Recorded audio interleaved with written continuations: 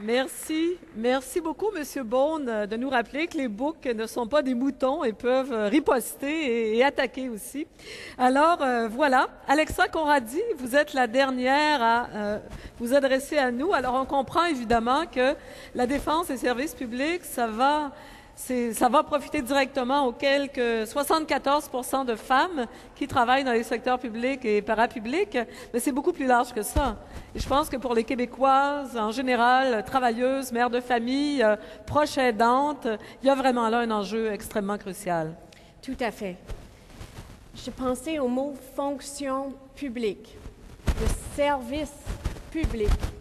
C'est un concept noble, au service des citoyennes, au service des citoyens, au service des valeurs partagées, au service de la solidarité.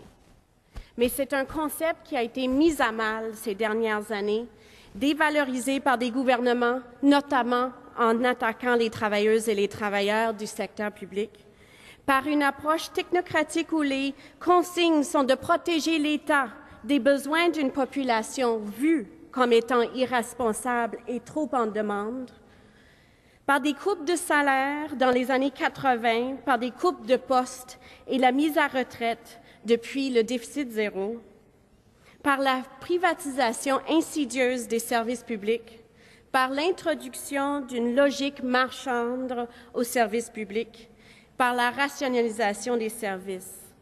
Et avec tout ça, la population est devenue méfiante envers le service public. Or, la justice sociale, l'égalité et l'inclusion passent par une fonction publique, des services publics accessibles, respectueux, gratuits, universels.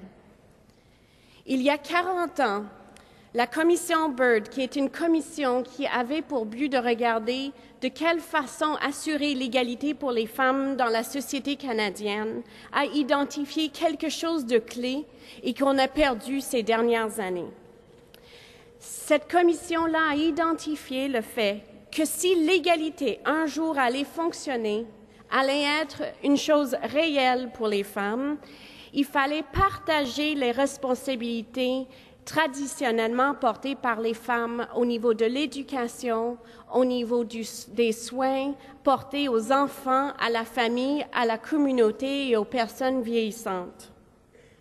Ça voulait dire que, oui, les hommes partagent avec nous ces responsabilités et que la société les partage, mais ça veut dire que l'État, qui a des moyens qui dépassent les individus, s'investit à offrir des programmes et des services qui puissent répartir les responsabilités qui étaient là jusqu'alors portées sur le dos des femmes ou bien par les communautés religieuses.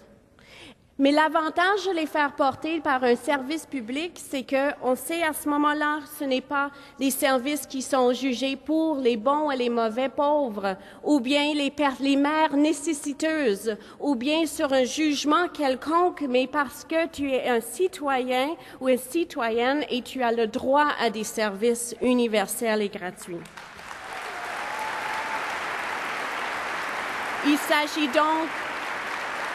Il s'agit donc d'une lutte, non pas pour de la charité, mais pour une lutte qui nous permet d'offrir des services publics qui respectent les individus et qui protègent le droit à l'égalité. Alors, les services publics assure l'égalité pour les femmes parce que ça allège le fardeau des responsabilités, des charges sociales traditionnellement portées par les femmes. Ça valorise le travail des femmes parce que beaucoup du travail dans la fonction publique, c'est l'extension des savoirs acquis par les femmes depuis des centaines d'années. Ça ouvre des emplois décents pour des femmes. En fait, c'est ce que je vous l'espère maintenant. Et ça répond à l'exigence du partage. Aussi, les services publics sont importants parce que on sait que les sociétés égalitaires font mieux. Les gens ont une meilleure santé dans les sociétés égalitaires. On sait que la violence est moins importante dans des sociétés égalitaires. On sait que la participation citoyenne est plus grande lorsque la société est solidaire et égalitaire. On sait que les grossesses à l'adolescence diminuent dans des sociétés égalitaires. On sait que les crimes diminuent dans des sociétés égalitaires, que la confiance que nous avons envers nos voisins et nos voisines augmente dans des sociétés égalitaires. On sait que des tensions ethniques et culturelles diminuent dans des sociétés égalitaires et la discrimination raciale prend moins de place. Des services publics et des programmes sociaux gratuits, universels, accessibles assurent des conditions nécessaires à l'égalité des chances et dans les faits pour tous et toutes, sans égard au statut social, aux revenus, aux origines ou à l'orientation sexuelle. C'est une forme de garant du droit à l'égalité, du respect des droits sociaux et économiques. Quelque part, les services publics contribuent au fondement même de la liberté, parce que la liberté n'a pas lieu d'être si on n'est pas capable d'offrir des conditions de base, de l'éducation pour tous et toutes.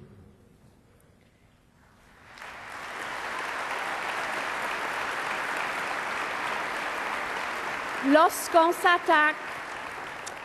s'attaque, comme on fait depuis plusieurs années, aux services publics et à la fonction publique, on permet à des inégalités, des écarts qui font en sorte que des élites et des puissants puissent davantage dicter la direction de la société et ça crée de l'insécurité sociale.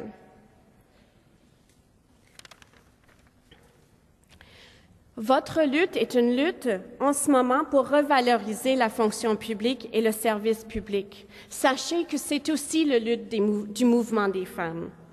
Arriver à une entente négociée, respectueuse des demandes des travailleuses et des travailleurs du secteur public, c'est un début. Mais il va falloir continuer cette lutte pour s'assurer que les compressions prévues dans les services publics soient arrêtées.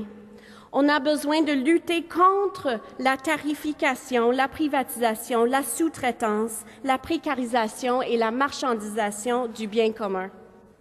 On a besoin de lutter pour une fiscalité progressiste et progressive pour être capable de payer les services dont on a besoin. On nous demande de serrer la ceinture. À nouveau, les compressions budgétaires s'annoncent à très court terme. Mais ces politiques de restriction et de régime minceur font en sorte que l'écart entre les riches et les pauvres s'accentue et les inégalités des sexes reculent. Cette année, vous êtes en train de faire une lutte historique avec le Front commun. Avec la Marche mondiale des femmes en 2010, on va aussi prendre le relais de défense du bien commun. On ne laissera pas faire la destruction de décennies de travail qui a permis à la société québécoise d'être fière de la solidarité sociale. Alors, je souhaite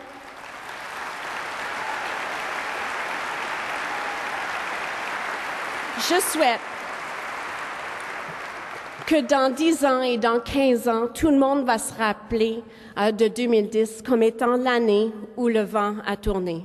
Merci.